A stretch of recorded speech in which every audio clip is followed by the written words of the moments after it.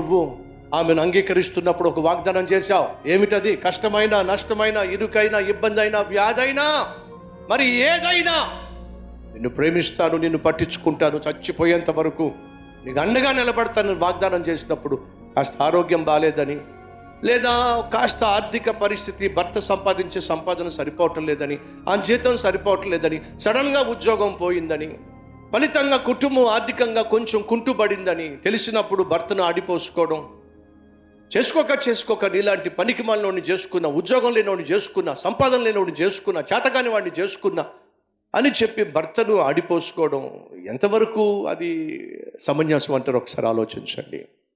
భర్త కష్టపడి బాగా సంపాదిస్తున్నప్పుడు నువ్వేమన్నా మెచ్చుకున్నావా?